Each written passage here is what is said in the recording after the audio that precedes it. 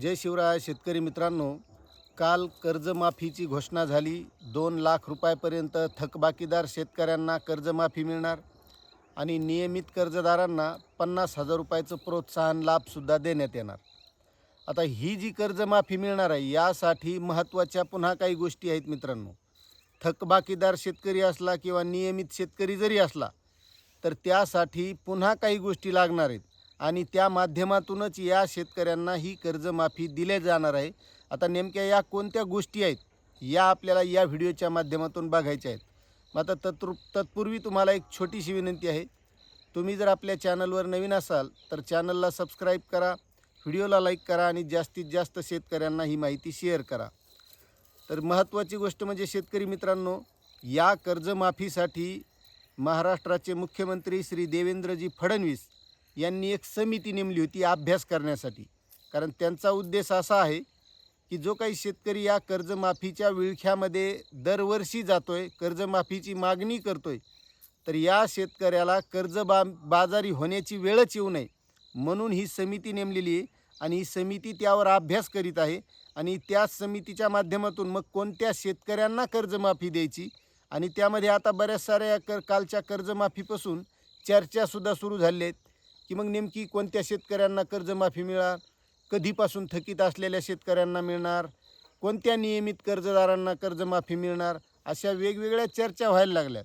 पण या चर्चेला कोणताही असा ठोस पुरावा नाही की ही समिती नेमका काय निर्णय घेणार.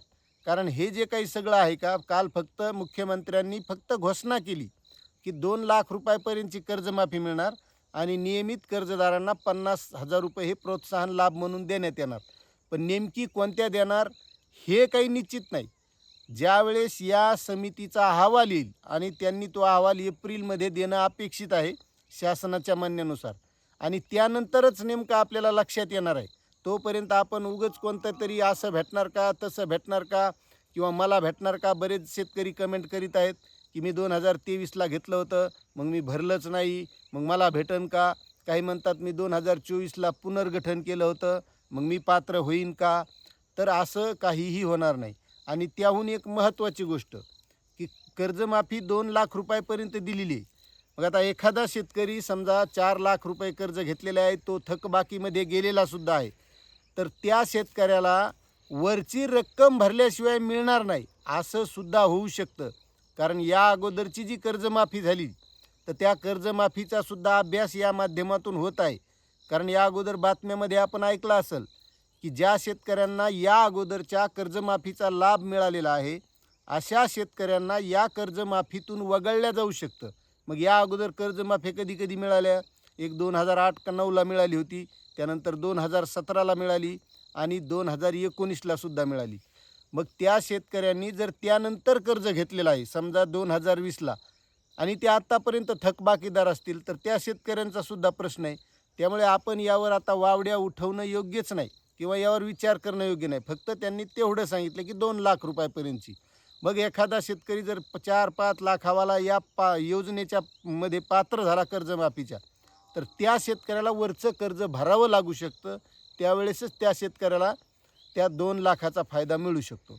मात्र आता हे सगळं झालं, ह्या चर्चा झाल्या, पण नेमकं कर्जमाफी मिळण्यासाठी जी महत्त्वाची गोष्ट आहे तर तुम्हाला माहिती आहे सगळ्यालाच की केंद्र सरकारच्या माध्यमातून ॲग्रिस्टॅक योजना आणली होती आणि या ॲग्रिस्टॅकच्या माध्यमातून शेतकऱ्यांना फार्मर डिजिटल ID सुद्धा देण्यात आले होते. आता फार्मर डिजिटल ID का महत्त्वाचा आहे हे तर आपण या अगोदर ऐकलेलं असेल, पण थोडक्यात सांगतो की त्या शेतकऱ्याचा जो काही 7/12 आहे तो त्या फार्मर डिजिटल IDशी कनेक्ट आहे. त्या शेतकऱ्यानं काय पिकाची पेरणी केली आहे ते सगळं त्यामध्ये दिसणार आहे. त्या शेतकऱ्याचा नेमका 7/12 किती आहे, त्याच्या नावावर किती जमीन आहे, या सगळ्या गोष्टी त्यावर दिसणार आहेत. त्या शेतकऱ्याच्या 7/12वर किती बोजा आहे हे सुद्धा दिसणार आहे. आणि त्यामुळं ही जी काही कर्जमाफी मिळणार आहे तर त्या ॲग्रिस्टॅकच्या माध्यमातून काढलेला जो फार्मर ID आहे आणि त्या शेतकऱ्याचा आधार नंबर हा महत्त्वाचा आहे. कारण याही अगोदरची जी कर्जमाफी तुम्ही बघितली असेल तर त्या कर्जमाफीच्या वेळेस आपल्याला अंगठा द्यावा लागला होता.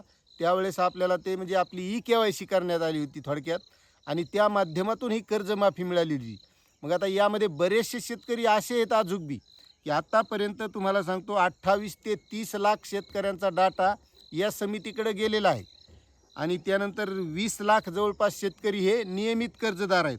अशा शेतकऱ्यांचा हा डाटा त्यांच्याकडे गेलेला आहे आणि उर्वरित जे शेतकरी आहेत यायचा 15 ते 20 दिवसामध्ये हा डाटा त्या समितीकडे सगळ्या ज्या काही बँका असतील, ज्या ज्या बँकाकडून पीक कर्ज घेतलेलं आहे त्या शेतकऱ्यांचा डाटा हा त्या समितीकडे जाणार आहे, असं श्री मुख्यमंत्री फडणवीस यांनी सांगितलेलं आहे.